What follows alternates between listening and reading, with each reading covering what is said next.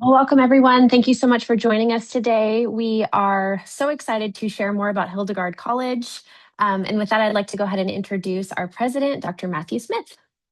Thank you, Rachel. It's nice to see some folks I recognize on here. And hello also to anybody who's listening to the recording of this after the fact. We'll have some time. If anybody wants to ask a question, just feel free to pop it into the chat at any point, and we'll look at those at the end here. Um, I'm going to share my screen. Give me a moment. Is that looking okay on everybody's end? Rachel? Great. Um,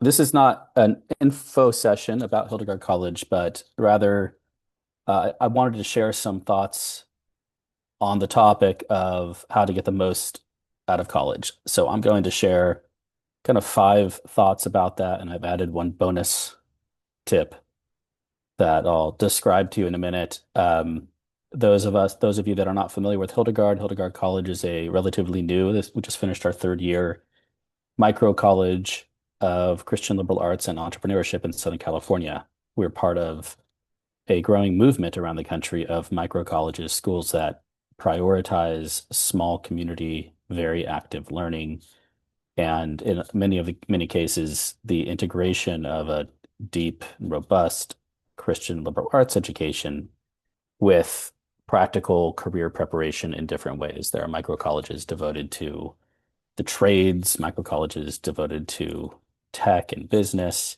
In our case, it's the liberal arts plus the entrepreneurial arts, and I'll describe a bit more at the end when I do say a few words about Hildegard College. But primarily, I want to talk about how to get the most out of your college experience. After I talk for a bit, we're going to hear for just a couple minutes from an emerging Hildegard senior from our first cohort to kind of give a little snapshot into a week in the life of a Hildegardian, as we call them. A little bit about me. I'm a traditional academic. I study the humanities and literary studies. My books tend to be on Renaissance literature, Shakespeare. I have a book coming out this year on beauty. But mostly, I think carefully these days about education in general. And I think if you were to attend info sessions or have attended info sessions for universities and colleges, especially online, mostly you're going to hear people talking about the programs those schools offer, and really only talking about their school. That's not really my style. I think that now is the time for truth talk, as I like to say, about the higher education landscape. I'm a big fan of lots of other institutions that are out there. Hildegard is only one of them, and Hildegard is certainly not for everybody. Hildegard is for the kind of student who has initiative, who's interested in exploring problems in the world that they might intervene in and help solve through ventures that they build in any industry whatsoever. But Hildegard, more than most schools, rejects the idea of college as we say, edutainment, a passive kind of consuming of education. And that's on purpose. The reason for that, I think, will become clear as we talk a bit about how to get the most out of college education. And just as a kind of preamble, I want to recognize how much the higher education landscape has changed, not just the past 5 or 10 years, but 15 and 20 years.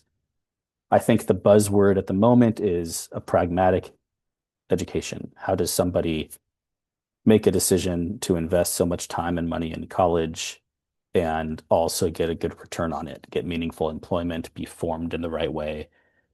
Um, I don't think that most universities really understand what they mean by pragmatic or know what that means. Most of the time, that consists of gutting schools' required curricula of the liberal arts. So you hear students say, "I'm going to get my general education out of the way." We'll talk about that in a few minutes. Um, and you see schools abandoning formation for the sake of what they think is career preparation. But the data that we have just doesn't back that bet up. Uh, AI is taking away entry-level jobs. Employers are more interested in experience and the quality of a person through their traits than they are with their degree for good reason. Um, and I think whatever kind of school you go into, of course, this conversation about how to get the most out of college, a lot depends on the kind of school that you go to. So that's going to come into it. But these are five ways that five priorities I think students should have when they're in college. The first that I want to talk about is based on the observation that, as I like to put it, the age of general education is over. It's done. It used to be the case that everybody thought in terms of your general education and your major. General education, for those unfamiliar with it, is uh, what used to be a kind of core liberal arts education, but it is now the kind of just the distribution requirements that across different subject areas that all schools require. Think of like your intro to literature class and your freshman writing class, your Western Civ class, college algebra. You had to take a class in the arts. You have to take a class in health or PE. That's general education. And at one point in America's higher educational history, general education was strong. It was something that schools were proud of. Now, schools are trying to find creative ways to either eliminate general education requirements or move students through general education altogether. And if you tour colleges or look into different universities, you can see the nuanced ways that schools posture their messaging around gen ed. Oh, you can get through gen ed faster this way, or these gen ed classes will also count as your major. Those are efficiency arguments, get through your degree quicker. Sometimes at Christian universities, Hildegard being a Christian college, we think a lot about Christian higher education. At Christian universities, you'll see something a little bit more robust. Students are required to take a couple courses in Bible or theology. But this is changing. Schools do not invest in general education. They invest in majors, and what they're trying to invest in are the pathway from a graduate with a certain major to a job in an industry related to that major. And it's not really going so well. So, what does this mean for an undergraduate student as they're in college? And, that begins with the decision beforehand. Uh, some schools are focused on, and very few, but some schools are focused on formation, prioritizing the person. What kind of people do we want our students to become by the time they graduate? Other schools are far more pragmatic. What kind of skills do we want them to have? Kind of subject area knowledge do we want them to have? And what kind of jobs are we preparing them for?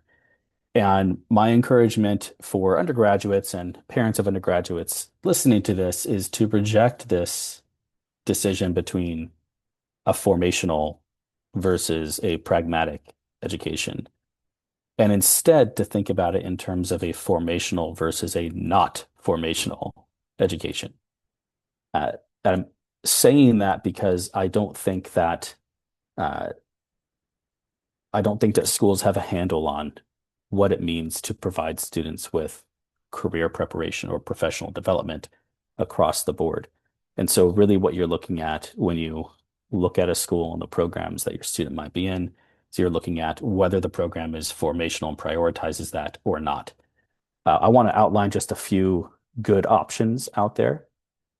And I want to begin by saying what the bad option is. The bad option, if you're looking into a school or if you're at a school and you see, oh, here's my distribution requirements for my gen ed that the student success coordinator or academic advisor shared with me.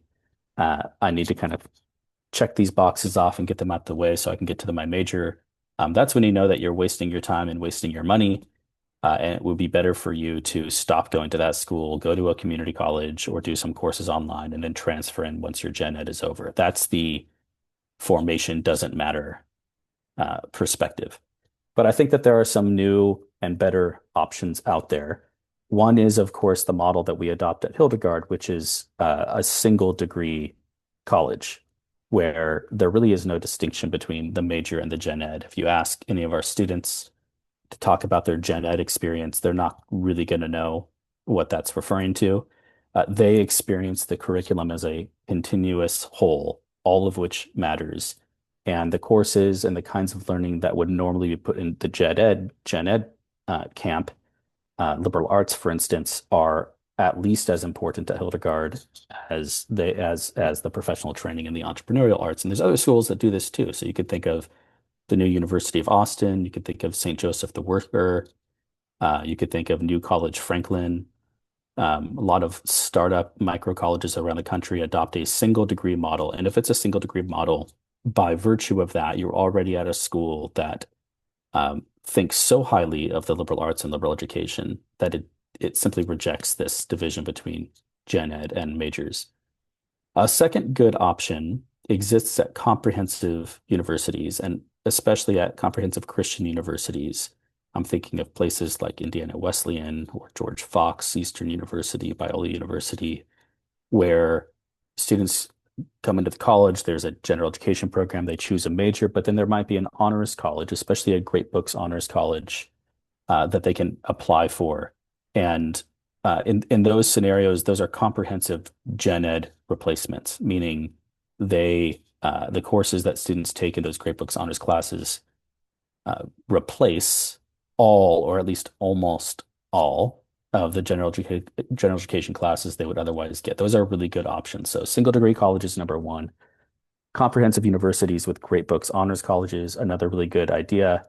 A third one is to simply uh, choose a vocational program that says, we know that gen ed is not the goal of going here. Maybe you're at a school and you're studying nursing. Maybe you're at a STEM specific school that has a STEM oriented general education track. That's a better option. I don't think it's as good. It's not as formational, but it at least calls the spade and is confidently providing the kind of education that they can be proud of. Uh, okay, so the age of general education is over, and my recommendation for students here is make sure that you are being intentional about uh, how or whether you're taking gen ed classes. Don't fall for the trap of taking classes simply because you're told you need to. Schools are now realizing it doesn't work and the value proposition just isn't there. There are better ways to do it. Okay, tip number two, how to get the most out of college is, and I'm going to say this pretty bluntly, just don't go into debt unless the value proposition and the promise on a return is really, really, really compelling. Don't go into debt. I don't think students need to go into debt anymore to go to college. Uh, Most students, that is. So the average sticker price of a private university is somewhere around $60,000 a year.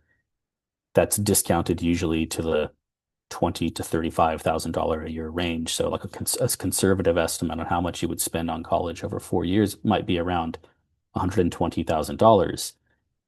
That is an astronomical number, and it's one that I think the tuition discount game tries to mitigate in the minds of the families that choose that school. But we should pay attention to it. And as parents, and as a parent myself, I think we tend to hedge our bets, and we're looking for a school that's going to take care of our kids.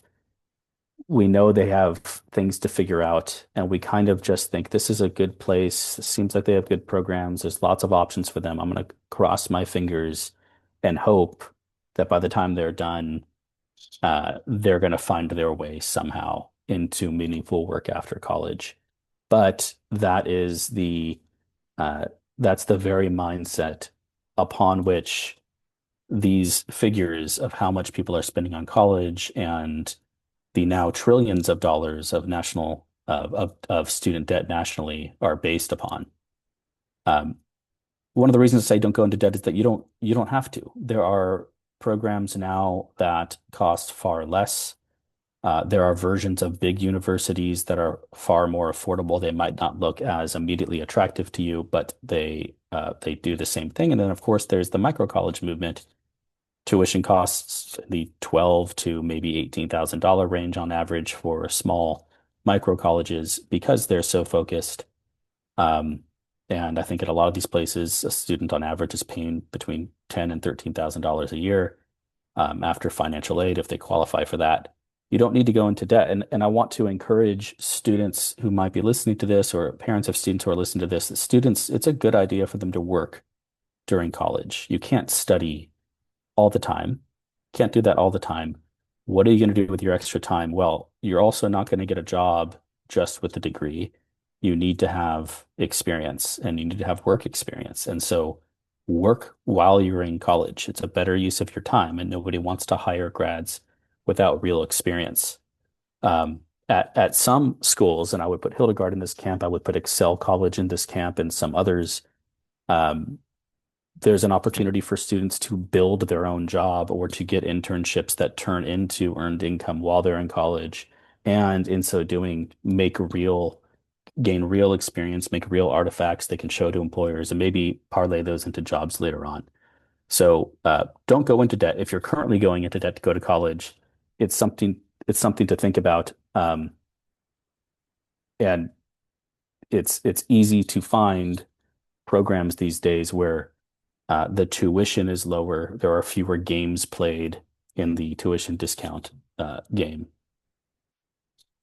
Tip number three about how to get the most out of college is go to a school that demands active learning. And if you're at college right now, be the kind of student who is an active learner. One of the reasons I say this is that I've done a lot of research in what makes for a positive return on investment in college education. So you go to college, you take the time, you spend the money. How do you know you're getting a positive return in terms of lifelong earnings, in terms of happiness, in terms of having a family, owning a house, things like that? And people talk about the kind of school you're at, the name brand of the school, the major you choose, but none of those factors really have that much of an impact on a positive return on investment for college education. The only definitive factor, as far as I can tell, that has a real impact for students on the return on their investment for their education is an answer to the question, what kind of student you are. And this is directly relevant, I think, to any students hearing this. What kind of student you are in college, that determines whether you can have a positive investment, a return on investment after college as a graduate. Are you the kind of student who likes to be kind of anonymous and float through, consume education, sit in the back of lectures? Do you find yourself listening to people talking a lot? Are you just taking the classes they tell you to take? Or are you the kind of student who's always doing your work, always going to class, who's finding yourself speaking up in class a lot and in environments where you can participate? Are you hounding your faculty during office hours? Are you seizing every optional opportunity to get involved further? Uh, I know it sounds very obvious to say, but that those are the traits and the activities that are going to make it far more likely that you're going to get more out of your college education. Be that kind of student. And with that, it comes the question of, well, there are certain schools that encourage edutainment and the consumption of education. And there are other schools that require students to take ownership of their education and simply put, require students to be the kind of student that will have a positive return on their investment. I know I'm talking in kind of economic terms here, but that's a real factor, I think, for a lot of us who are either college going students or have children who are going to college or are about to go to college. We've had students, for instance, at Hildegard leave the college over the years because they're not up for it. They're not up for the kind of initiative that we require of them and taking ownership of their education. They leave with our blessing because we know you're not going to get the kind of return. You're not going to be formed the way that you would otherwise be formed. And our program, as are some others, is designed specifically to require students to be that kind of student. So go to a school that demands active learning and be the kind of student who's taking advantage of it. Sounds like a cliche, but you know what I mean when I say that. All right, tip number four on how to get the most out of college experience. I want to say it like this: think outside of the industry box. Think outside the industry box. To demonstrate what I mean, uh, research suggests that only something around 7% of college graduates have a career in an industry that is directly related to the major for which they chose that college or university. Only 7% of grads have a career in an industry for which they chose a university and a major. If you think about that, it's a really interesting statistic to think about. Add to it the fact that on average, a student or a college graduate changes careers 3 times or more by the time they're 30. What all that amounts to is if you go to college thinking I'm choosing this college, I'm choosing this major, and I'm conducting myself through college because I want to go into this industry, the research would say that's probably not very prudent. And it's a difficult thing to say to college students if you're listening to this, because everybody thinks they're the exception to the rule, but you're probably not. Um, most college grads will end up in this great kind of amorphous world that we simply call business. And I don't mean finance or marketing or accounting or management. I just mean you're going to be working for a company that makes machine parts, or an HR company, or an insurance company, or a publishing company, or a nonprofit organization. And you're going to be in a role. You're not going to be streamlined into an industry that you think you're a good fit for, because that's not how it works. Rather, what you're being prepared for in college, and I want you to think in these two categories, are to become passionate and develop knowledge around problems in the world that need to be solved, and to become skilled and practiced in certain roles that you might play. And Rachel, our admissions counselor, is going to um, provide you a link to our core purpose assessment at the end of this, which, if you're interested in thinking about, well, what does that mean? How do I find problems in what I'm passionate about and the kind of roles that I would be good at and can bring value to? That's a good instrument for beginning to explore that. But uh, my encouragement to college students is to think not in terms of industry, but instead to think in terms of problems and roles. Study those problems in college. It might be a problem around the lack of upward mobility economically for the poor. It could be a problem around agriculture. It could be a problem around human exploitation and trafficking. It might be a problem around an inefficiency in a certain product or program that lots of people use.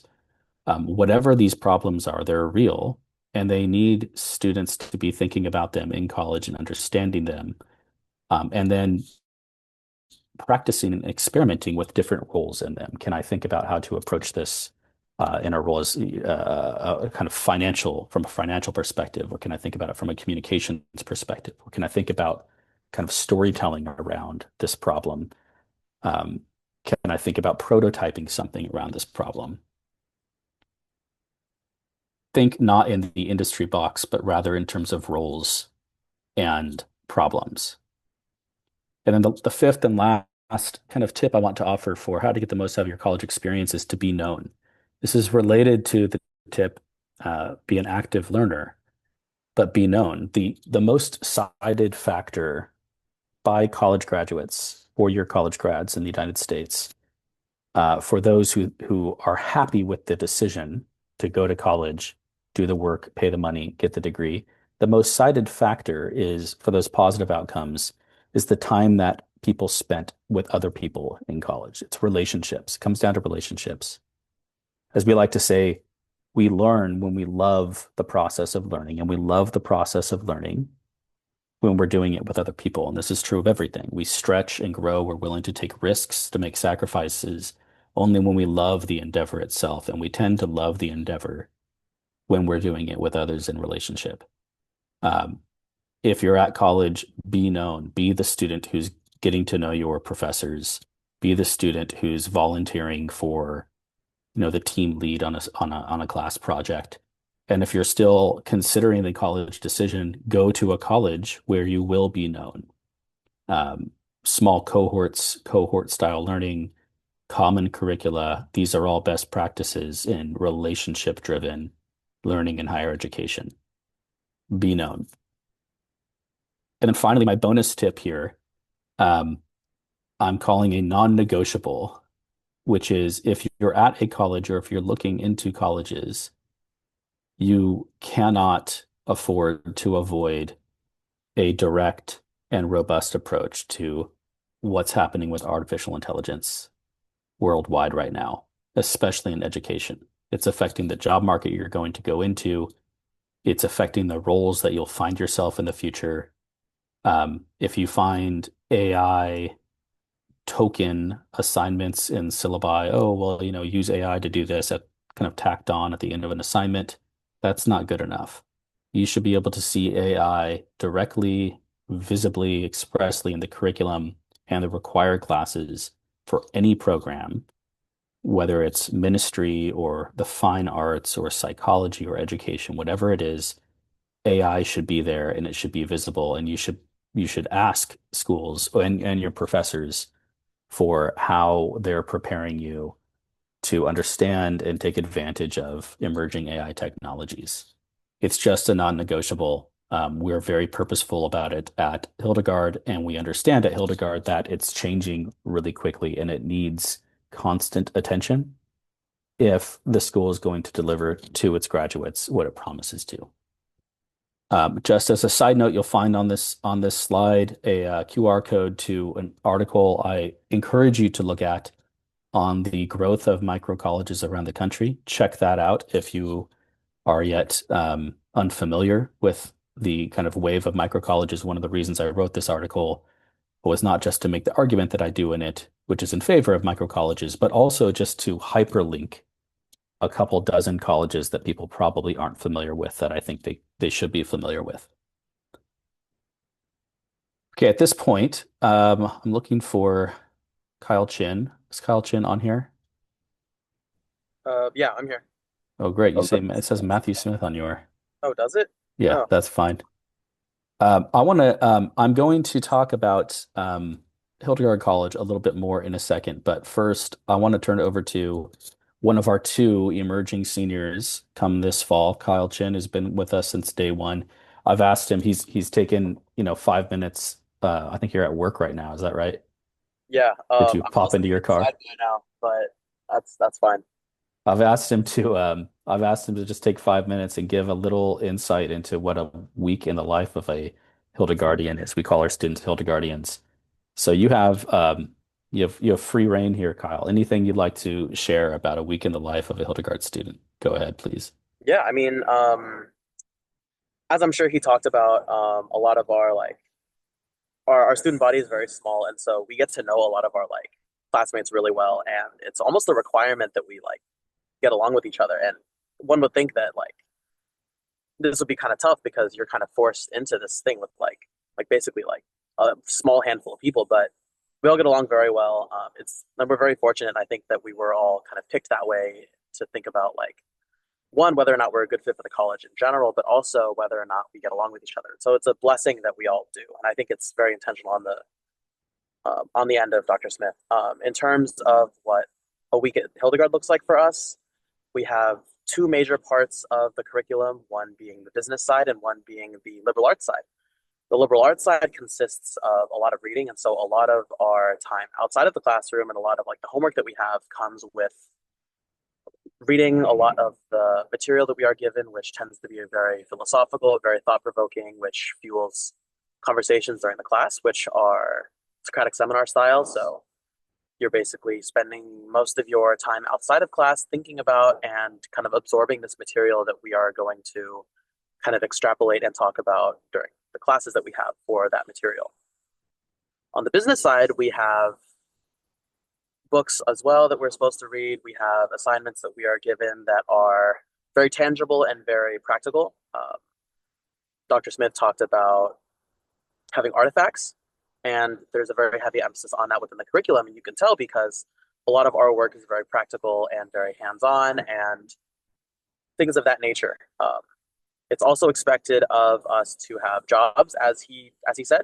Um, for a lot of the kind of upperclassmen and non-freshmen, we all of us have internships to some capacity. I work with one of our other faculty members, the head of one of the other faculty members, Jeff Tanner, as an intern for his kind of strategic agency, who does kind of strategic consulting for different small businesses. And so I am running kind of marketing for them and kind of just picking up whatever they have.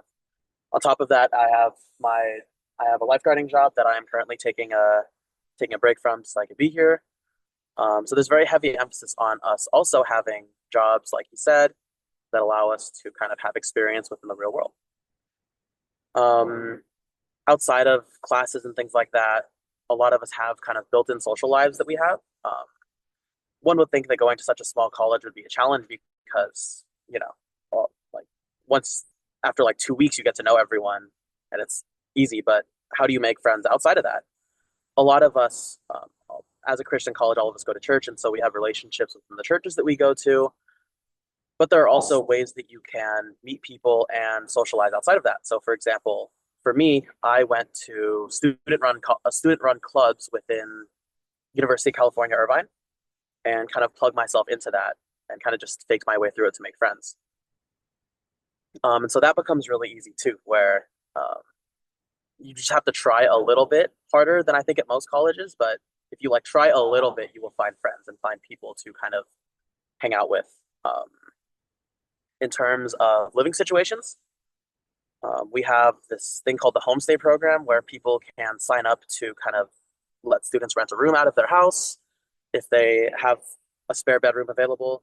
I did that for 2 years where I stayed with the Graphs. Um, it was a pretty good situation. They left me alone. I left them alone. But then coming into this year with a lot of the friends that I made at UCI, we ended up getting a house together. And so I just ended up living with a bunch of my friends in like close by to school. So yeah, I mean, in terms of the curriculum, it's like you said, it's very they're very closely tied, both the liberal arts and the business side. And yeah, that's kind of what a week looks like for me and what kind of the student experience at Hildegard has been for me so far. I'll let you go in a second, Kyle, but first I'm going to put you on the spot. Thank you, by the way, Yeah. for being honest and providing your kind of reflections and your experience. I want you to name just two books that have greatly influenced the way you think from Foundations of Thought, which is our liberal arts curriculum. And I want you to name one assignment that has greatly affected the way you work and your approach to vocation. Two Oh, books and one assignment from yeah. the Entrepreneurship Lab. Let me sit on the formations of thought one for a little bit because there's so many I could choose from. But in terms of the business side of it, we were asked to put together a marketing plan, like a full marketing plan for this year's kind of like almost like the final project. And it was very interesting for me, especially because it ended up bleeding into a lot of the work that I was doing for my internship. And so it was cool kind of learning like step by step what this kind of entails, and then also being able to practically execute it um, within my internship and being able to very practically carry it out. Ooh, two books in terms of liberal arts. I think I'm gonna go with the Nicomachean Ethics, Aristotle, and I'm gonna go Brothers Karamazov, Dostoevsky. Do I need to Okay. explain myself or just So, pick two? no, no, that's good. So, Okay. more than 1,000 years apart from each other, one a Oh Russian yes. novel of great length, and the other one of the most important books of classical philosophy ever written. Thank you, Kyle. I know All right. you're at work. I'll let you go. You have a very like Southern California college student summer job, Baywatch style, doing lifeguarding. So Oh go yeah. make sure people are safe in the pool. All right. All right. Thank you All so right, see much. you, Kyle. All right, I'm going to reshare here. Just going to say a few words about Hildegard College, um, beyond tips for getting the most out of college. Kyle already reviewed this. Our school is very straightforward and focused. We believe really effective and intensive. Our students study the classical Christian liberal arts and they study the entrepreneurial arts. They study the liberal arts in the foundations of thought, which, as you can see in the slide, consists of 6 semesters. Each semester, we're focusing on one question. What is the good? Who is God? What is nature? Questions like that. And the curriculum consists entirely of great texts, the best books that history has to offer in answer to those questions. And our goal is for students to become fluent in history's best answers to those questions. So it's interesting, this is almost as old school as it comes in terms of education. We're sitting around a common table together. Students are being led by a faculty member. in discussion of these books, not in 45 minutes or an hour, but 2.5 to 3 hour long classes, enough time to really, really get in to the questions we're asking. Meanwhile, students are in what's called the Redemptive Entrepreneurship Lab.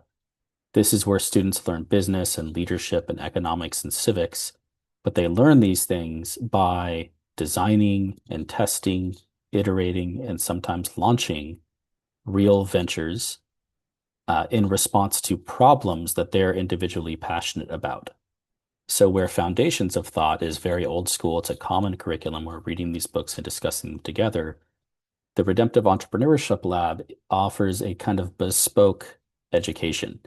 We might have students working in mental health care, or students working in education, or students fighting the endemic of loneliness among young people, or sustainable agriculture, financial mobility, whatever they're working on. They're studying the same core themes around communication and marketing and business model design and financial intelligence and AI, 8 core themes of the entrepreneurial arts, but they're all applying them to things that they individually are interested in. So, as you heard from Kyle, his interests are around finance, strategy, communications, and marketing.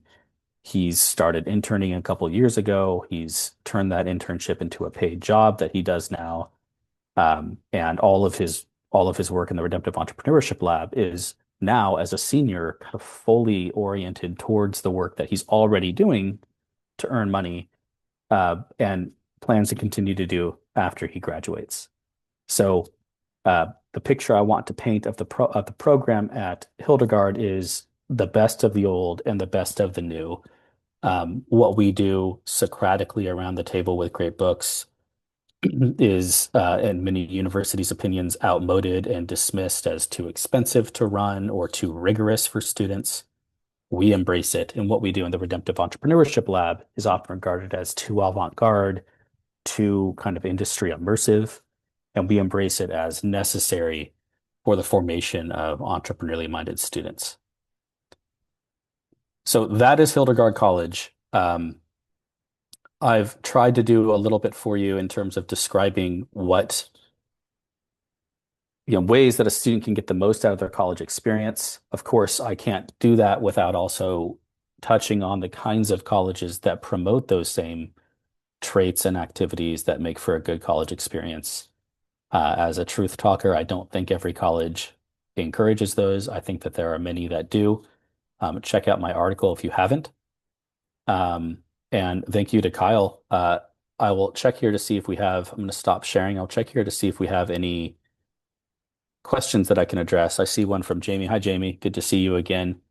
Do the different years have class together or separate? So yeah, great question. At Hildegard College, we operate a single cohort. So all students at Hildegard as a small school are part of the same cohort and are in class together. So we'll have freshmen, sophomores, and juniors, and then next year also seniors in class together. Their requirements of the different years are different. So upperclassmen have higher, in the Foundations of Thought seminars, have higher requirements in terms of their writing. They're required to lead discussion occasionally. They're required to present, and they're required to model discussion participation according to higher standards than underclassmen are. In the entrepreneurship lab, early year students, they're in class together. They're learning the same material. They're rotating through over 8 semesters, 8 different entrepreneurial art core themes. So the content is new to all the students in the class, but the more advanced students are applying that material in more advanced ways. Freshmen, for example, are mostly in a process of discovery. It's not expected that freshmen come in with great problems in the world that they're ambitious towards solving, although of course some do. It's expected of them that they, as they're guided through this process, that they're undertaking self-reflection, that they're doing research into the problems that they're passionate about. And many times a freshman, if they don't have a venture that they're working on currently, but they have an assignment like the one Kyle mentioned this semester, that we're focusing on marketing, influence, and growth in the entrepreneurship lab, and had to, for their final project, make a comprehensive marketing plan. If a student doesn't have a venture they're working on, if it's a lower classman especially, they can do it either for a fictional venture that they've not actually built, or they can do it for an existing organization, meeting with the leaders of that organization, kind of reverse engineering a marketing plan, often presenting to them and workshopping it with them. Um, but yes, to answer your question, it's important to us that students from different years are in class together, uh, in the same way that it's important for there to be intergenerational relationships at churches and in communities. We want our upperclassmen taking leadership roles, and we want our underclassmen to be around upperclassmen as kind of models of where they're headed. Thanks for the question, Jamie.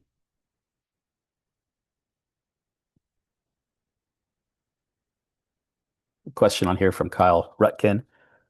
What's tuition like at a micro college like Hildegard? Yeah, our tuition is it's about $16,500 a year. That's the sticker price of the tradition of the tuition. We don't offer any merit-based scholarships. We do offer need-based scholarships, that we allocate on a kind of one-on-one basis, depending on people's needs. This is, roughly a quarter or even less of the average private university curriculum or tuition. It's like that way. We have a low tuition for several reasons. It's subsidized, of course, by our supporters, and by our organizational model, but uh, we we don't think it's conscionable to tell students, uh, we're training you to have a certain life after you graduate college, and then you get to burden them with crippling debt that prevents them from having that kind of life. Start a family, go to graduate school, own a home. You can't do those things if you're buried under debt. And so it's part of our mission to make sure that students are able to come here debt free through a combination of low tuition, some financial aid, working while they're in college, and we want this education to be accessible to all students. We are far more interested in the right fit of student than we are all of the conventional metrics that universities use. So our tuition is just north of $16,000 a year annually. Students pay on a month-by-month schedule. We don't ask students to pay tuition all up front. We understand as a micro college, this is new and exciting. People might have uncertainties about it. So it's a month-by-month contract rather than an annual one. Good question, Kyle.